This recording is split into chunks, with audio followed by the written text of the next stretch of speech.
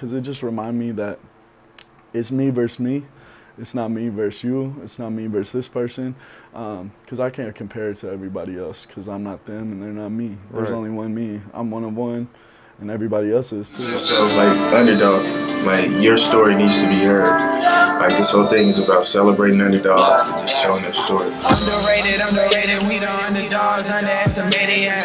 Underrated, we the underdogs, underestimated, we the ones, yeah, we the ones, yeah, we the ones, we the ones, yeah.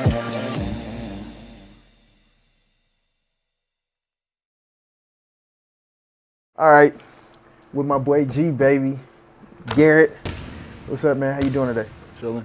Good, man. Glad to have you. Glad to have you. Another day, another dollar. Yeah. So, anyways, man, like underdog is something that's near and dear to my heart. You know, even if you look at the sign, it's actually an A, an N, and an A. Did you know that? Mm-hmm. Okay, yeah. So A and A, and you know. So those of you that don't know Garrett, I trained Garrett when he was a kid. I'm an A&A veteran. An A&A vet long before he had the beard. Look at that beard, man. That beard is goals. But long before the beard, I was training Garrett. Garrett is the shiftiest player that I've ever trained. He is the player that you do not want to be on an island with. Honestly, he was probably one of the only players that, like, I really, you know, like I was a little nervous guarding you. I don't think you ever really guarded me though. What you mean? I got footage. A couple times. I got footage. It was me, you and Riley at that. We made the little turn. Yeah, We was that. getting that. Yeah, I might have to Kyrie turn. The Kyrie turn. Yeah. Hey, that's cold. That's a cold move. That is. I teach my kids that. Especially if you shifty. Especially if you shifty as you.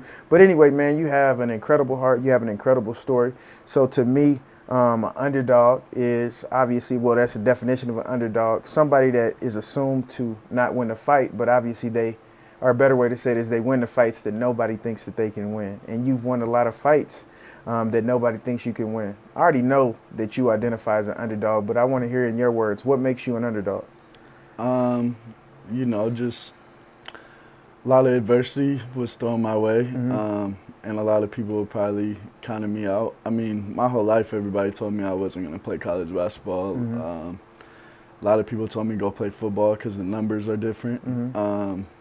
So just things like that. Like, I just always stuck to my code and my vision and what I wanted. And, you know, I believed in myself for the most part. And, you know, I went a lot of places that people never thought I'd be. And when they saw me there, they were like, kind of confused, but you know, I think it all started with, you know, just the work when I was younger, and people overlooked the work, and you know, I kind of tried to tune everything out, and I think that's what made me an underdog, and I think that's kind of what makes a lot of people who are underdogs is blocking the noise out and just putting my head down and not listening to what this person says or that person says, because nobody gets to define my future or my vision. So I would say that pretty much. Yeah, no, I appreciate you sharing. So you said my code. I'm interested. What is your code? My code is just, it's simple. It's just fight every day. You know, like I said, a lot of people counted me out. A lot of people didn't put me in situations that they thought I would be in. And the reason I made a lot of those situations was because I fought each and every day. I mean, every time I walked into a gym, wherever I was, because the eye test, you know, they look at me and be like, who is this dude? Even when I walked in some of your workouts, I'm sure people were like, who is this kid? Like, he don't look like he can hoop. And I knew that. So I took it as a challenge, and I knew it wasn't so much I wanted to earn their respect, it was that I wanted to show them that I belonged. And so that's my code. I just fight, you know, whatever's thrown at me. It's always, every day is a fight. And, you know, you got to win that day. And if you win that day, you're going to lose days too. But if you win that day, you win, you know, you start putting days together. Eventually you can win a lot of wars. And that's kind of how I look at it. No, I feel that. I resonate with that. You know, I'll shake my head in disbelief, even having you sitting here, man. Even having you sitting here, and what's cool about where I'm at as a trainer is that, like, I've trained trainers. So one, that means I'm old as hell, but I feel like that also means I've done a lot of things right, and that Yeah. makes me feel good. But long before that, I remember when I first started, and I tell people all the time, you know, you know, don't look down on your humble beginnings, because it's your humble beginnings. You know, if you embrace them and you just grind through that and you allow it to develop you, it will prevent you from having a humble ending. Mm-hmm. I'd much rather have a humble beginning than a humble ending.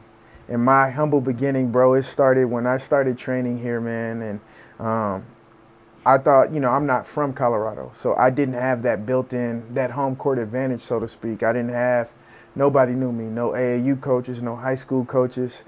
I used to go to Gold Crown, and I used to like walk around with an empty backpack and a notepad. And I was like, man, if nobody knows me, I'm just going to use it to my advantage and just create this mystique. So I just go and I sit by myself and I just be doodling, and people thought like, man, who is this dude? Like, see him at all the games? Is he Like a you scout scouting, yeah. or whatever? Like, that's how I started. And then I also had to pass out. Got these flyers made. I thought I was official, you know, because once I got these flyers made, I felt like I'm dope now. It's, you know, I'm a real trainer. I go to the state tournament. I pass out these flyers, bro. I'm giving these flyers out to like 8-year-old, 9-year-olds. Man, just humbling myself. Hey, I'm a trainer. I can help you. You know, you're a basketball player, little buddy. Like, I got 8, 9-year-olds taking my flyer, like, you know what I'm saying? On the ground, on yeah. the ground, like putting it out like a cigarette. And, you know, that's how I started. And I remember that same thing, like, even as a trainer, right? I remember when I first came in here, like, I would have people come work out with me, and it was the same thing. I was like, by the end of this workout, you know, they're going to respect my work. And I knew that they didn't respect me. And there's no greater feeling, right, as an underdog when, you know, mom and dad can't write a check. You know, like, it doesn't matter what somebody says on social media. When nobody in that gym thinks that you're any good, like, you're a little white boy, underdeveloped, you know what I'm saying? Mm-hmm. And you get picked last or whatever, you know, you wait a few games to go on, and then by the end of the game, everybody's respecting you. Yeah, I think it's the energy that you gotta have. I mean, I remember the first time I worked out with you, it was like that. And Mm-hmm. it was just, I had respect for you because the energy you brought to the gym. And I think underdogs got a special energy about them because of those humble beginnings. Mm-hmm. You know, I think some kids that grow up and they're just praise. Mm-hmm. They end up going to a big school or, you know, they get into a big environment, whatever it is, and they're not ready for that environment because they think they're too good, or Mm-hmm. they think I'm here because I'm nice, and they stop working hard or whatever it was. And Mm-hmm. I think underdogs have that energy about them that like they fight. Mm-hmm. It's like I know the job ain't finished just because I made it here. Right. I know there's more steps to be taken, and I think that energy is important, not just in training or basketball, but just anything. Life in general is, you know, I think if you have that energy, you can always win. Don't matter where you at. Now, where did your underdog spirit, you know, where did your fight come from? Because like I understand enough about your journey to know that, like, if most people walked in your shoes, they wouldn't be walking long. Well, I'll say it like this. So my mom got divorced when I was a child. So my dad was a drug addict, all that kind of stuff. So growing up just with a single mom for a little while was, you know, that's always different. But there was one particular time I was at my grandparents' house, and I was 3 years old, and I was trying to ride a bike. I had training wheels on it. But my cousin was 3 years older than me, was riding it without training wheels. So I came in the house, and it was like, my mom said it was like 10:30 a.m. It was in the morning, and I told her to take them off. And she was like, no, because you'll get hurt. I don't want to see you get hurt. My grandpa's like, nah, take them off. Take them off. If he wants them off, take them off. And taught me a valuable lesson at a young age, but I rode that bike from 10:30 to 9 p.m. that night, and I finally got it at the end. So I don't know if it was just bred in me from then, or if I was born with it, but I just, you know, like, I was determined to ride that damn bike and not with those training wheels. I just wanted, and, you know, that's kind of where you know, my business came from. Lionheart, you know, that whole motto that I have. She always called me her lion-hearted son after that, and I think that's where it stemmed from. Just, you know, I was determined, and ever since then it was always like each day was different. And, you know, growing up, I started going through different things. You know, as you know, my journey is a little tough. So it just kind of was bred in me from then. And my mom always used to refer back to that story. Like even in high school when I was like, man, Mom, they're not giving me a chance. Or, you know, my coach don't like me. He's not letting me rock or whatever it was. She would always tell me that story. And she's like, you're going to quit now or you're going to keep fighting? And, you know, it always just kind of gave me like hope. Because I knew I did it at 3, I could do it when I was 14. I was a little older, a little more mature. I could handle it a little bit better. And even though it's a different scenario or whatever it is, it was, you know, I always referred back to that story. So I think that's where it stemmed from just a young age. And I grew up in the South, so my mom was pretty tough on me. Grandparents, I was around people that, you know, you scrape your knee, it's not, oh, I'm sorry, are you okay? It's, man, get up, get up, get up. And I think that was something that was just embedded from a young age, and it's stuck with me till now, honestly. So now you talk about, like, you said your dad, you know, was a drug addict.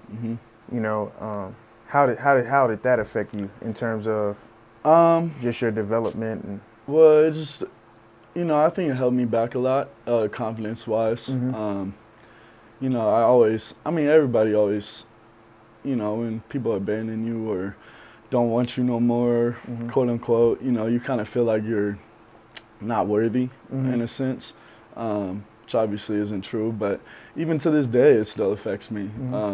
And, you know, it's just like, I can't define myself based off another person, whether we have the same blood or not.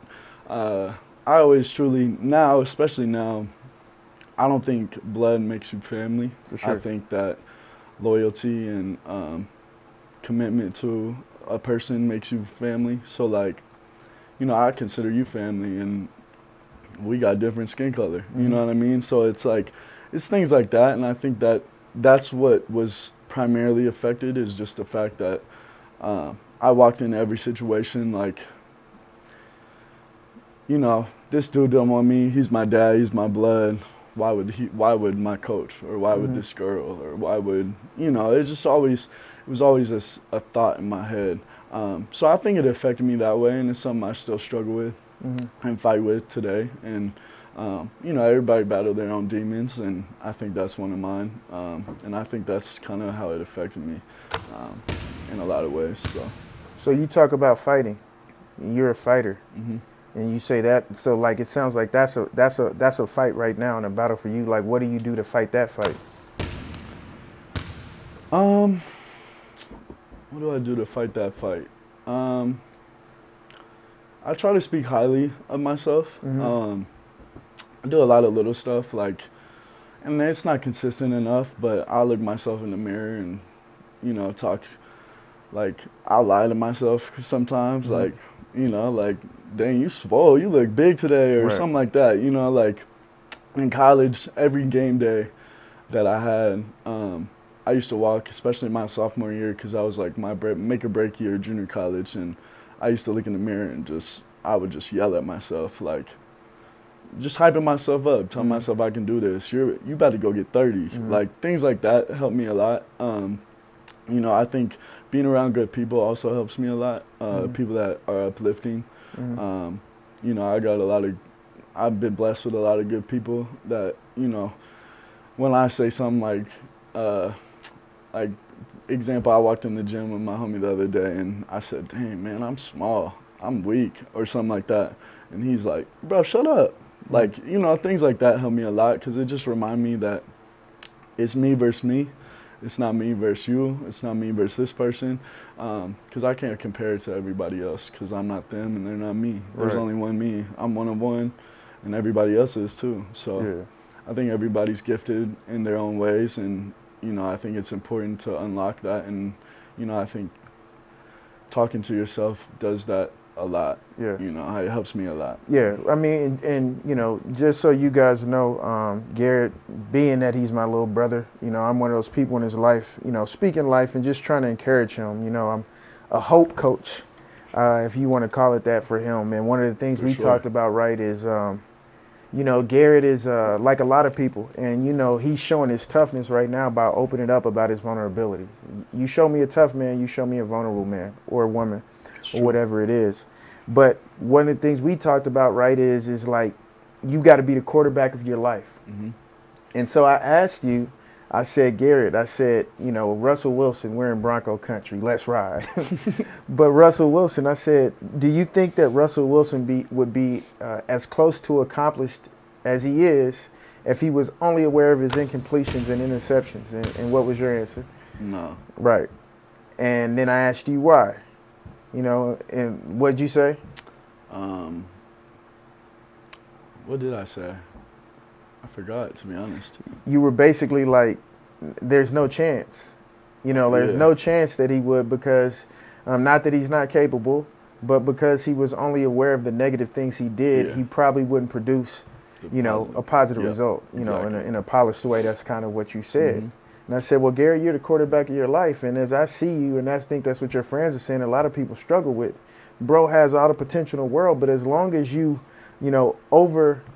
emphasize the interceptions of your life and the incompletions of your life, so to speak, you'll never realize how good you are. Right. I think we struggle with that a lot too, but just because everybody always looking at everybody else. Comparison. So I look at, a different person or whatever it is, and I see all their highlights, but I never see their negative things. Never see their failures. I never see the failures, and the failures is what makes the highlights. We've been in the gym a lot together in high school and even before that, and I failed a lot in those workouts, a lot. But then it transitioned, and nobody got to see those because it was just me and you, or me and you and a couple other dudes. But everybody got to see me score 36 in college, or score 28, 22 in the state final game, or whatever it was. There was a lot of those things, but even, and I don't know why this is, and maybe it's because of social media and things, but even those things aren't celebrated enough, as far as, and I'm talking about the failures. I feel like, and I tell my kids this all the time, you got to be confident in your mistakes, because understanding that your mistakes lead to your success, because if you do it the right way, you make the mistake, you correct the mistake, now all of a sudden you start taking steps forward, and eventually you're going to end up where you want to be. Yeah. Well, I think there's power in definition, and so many times we accept the definition that other people give us. We accept the definition of success. Okay, but what is success? I challenge people to what a big word I use a lot in my upcoming book is perspective pivot. We're basketball players, so we'll play on that. But having a perspective pivot that says, to me, success when I go into a competition, especially when you're developing, is I'm going to be the most aggressive MFer on the court. That's success. Mm-hmm. But then they go off the court, and I'm listening to the parent pull out their stat pad. And all that's doing is preventing them from being aggressive, because the more aggressive you are, the more you're opening yourself up for failure. We're going to be super vulnerable. You and I both talk all the time about how we don't have game with the ladies. That's probably why we both single. Yeah. Right? But the dude that goes and hollers at every chick at the club, right? He's gonna get shut down more than us. But then that's probably why he married, or probably why he got a girlfriend. You can't. My point being is you can't get everything you want is on the other side of being your most aggressive self. So then there has to become internally, you got to be realistic to say, okay, if I'm going to be my most aggressive self, I'm going to frequently fail. Mm-hmm. And then you have to accept this. You have to accept that when I frequently fail, even though I'm not trying, I'm going to piss off my teammates. Mm-hmm. I'm going to get told no by that girl. I may get laughed at by the CEO of the company, but at some point, because I want to be my most aggressive self, and then I want to combine that, I want to collaborate that with being my most intelligent, caring self. When I'm my most aggressive self and my most intelligent self, I'm going to make a high volume of mistakes, but I'm going to learn from them because I care and I develop intelligence. Exactly. So at some point, I'm not going to be able to make mistakes. I'm not going to make as many mistakes. I'm going to have to try to make mistakes. Exactly. But how many people are willing to go through that phase where they're getting yelled at by their coach, while they're getting parents in the stands talking about them, while their teammates are rolling their eyes when they make that aggressive move, when they go to their phone and check on social media and everybody's flaming them and everybody's canceling them. And that's what I was just talking about with, being an underdog in those situations. You got to learn to block off all that, and it's hard. How do you do that? Like, I'm open. I'm taking notes because I need to get better at that myself. Yeah, How do we do that? honestly, I need to get better at that too. But I think you said it best just now. Is I get to define my own success. Right. She or good. he or Yeah. well, my coach don't get to define how successful I am. And I think a lot of kids, especially coming up in this era, define their success based off other people. And that prevents them from being aggressive. I'm not scoring 30, so I suck. Well, that might not be your role. Like, Draymond Green's going to be a Hall of Famer, and he probably won't average 10 points in his career. Yeah. You know what I mean? So, like, I think to overcome all that and to block all that out is just understanding, and it's hard, especially for youngins and even young adults like myself, it's hard to understand who I am and understanding that I am who I am, and I got to own that, and nobody else gets to, like, I've been telling a lot of people this lately, is like, I don't want everybody on my team. I don't. Like, I want the people that will play a certain role for me or, will help me in different areas. I don't need everybody on my team. And understanding that when guys are yelling at you and things like that, and some of them might be on your team, but they're not really on your team if you're criticizing me for trying to make a mistake instead of coming behind me and picking me up. I don't want you on my team. But like, let's be real. Like, even still, man, you got to understand that they're a human being too. Right. You know what I'm saying? So like, we've all been in a place where somebody takes that aggressive play and they get a charge and we do that. Yep, I do. You know what I'm saying? So you got to be able to look past that. What do you think about this? The process of progress doesn't always produce immediate success. Amen. Think about this. So I got this amazing story. George Condit, what up, baby? George Condit, right? Like, this is my little bro. Like, this dude was athletically depressed. He was mentally depressed, spiritually depressed. He put on weight. It was right after COVID. His team went, Iowa State, they won 2 games. They won 2 games, bro. They that year, and people were dragging him on Twitter. And I ain't gonna lie, like, I love him. Like, he's a little bro. I'm trying to watch him. It was hard to watch. I finally, couldn't take it anymore. I called him, and I'm like, bro, you good? He tried to lie. You know how y'all do. Yeah, I'm good. No, you're not. Like, bro. I said, bro, I'm gonna tell you. I said, you look like you feel like you don't belong on the court, and you look like you don't even want to be there. You're not happy, bro. So what do we need to do to get you happy? Like, first of all, he was taken back because nobody's ever asked him that. Yeah. Then after that, we got him back. So I showed him clips of him back when he was, like this trash-talking 4-star high school recruit to, remind him of who the F he was. You got to do that every now and then on your journey. You definitely do. But then, I got him mentally prepared. And I said, bro, like, it took you a long time to dig yourself into this hole. Right? And I'm going to give you, we talking, we praying. I'm giving you my best Eric the Hip Hop Preacher motivational speeches. And you're going to feel like you can take on the world. And then you're going to go out there tomorrow, you're going to get your ass kicked again. Right? So it's going to feel like you're the same, but you're not. And so you've got to get mentally prepared when you're digging yourself out of a hole or when you're trying to do something challenging, to understand there's a stage where you might be improving and you might be embarrassed. Case in point, we start talking, or we continue to talk every day. He goes and plays Oklahoma on the road, national TV, primetime game on Saturday night. You know what I'm saying? And he's ready to be assertive. He's ready to be aggressive. He's been doing all this stuff. Only problem is the person on the other side was a 6'11", future, NBA type of player. Dude make the best move I've seen him make all year. Look like the old George. Drive middle, spin, pump fake. Man, that dude tossed that into the 5th row. I see the sidelines looking at him, like whatever. I text him. I was like, great move. And then he's like, what you mean? I said, I got my shot blocked, but you made a great move. That was progress, bro. Like 100%. The end result's going to be delayed. And now George, he was a captain. They went to the Sweet 16. He started for Puerto Rico on their national team. Just signed to get that big bag overseas. That's awesome. And every time something good happened, he FaceTimed me when they won a Sweet 16 game. Tears in his eyes, tears in my eyes. And he's like, bro, this all started with me getting my shot blocked. You know what I'm saying? Like real talk. It's crazy that you say that too, because there's a quote that I love, and is Nipsey Hussle, and he says, you know, everybody goes through the ups and the downs and the, you know, the waves of life. And he said the only distinguishing quality by the people who make it and the people who don't are the people who never quit. Just didn't quit. That's our underdog quote. Yes, sir. Yeah, and understanding that, you know, me getting my shot blocked, like, yeah, it looks bad now, but I bet a lot of those people that were like this, probably on his phone congratulating them now. Phone blowing up. And that's what I'm talking about. There's got to be a competitive, there's got to be a mental. We talk about mental toughness, but that's what mental toughness is. Emotional toughness. Like, bro, it's not easy to have your teammates looking at you like that. It's not easy to pick up your phone and see people dragging you on Twitter.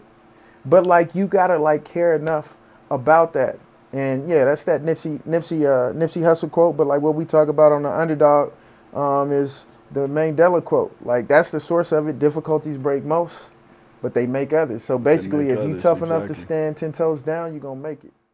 Underrated, we the underdogs, underestimated, yeah. Underrated. Hey, Underdog fam, thank you so much for tapping in. Now, do me a favor, man. Subscribe, like, comment, share, do all the things. And until next time, keep fighting.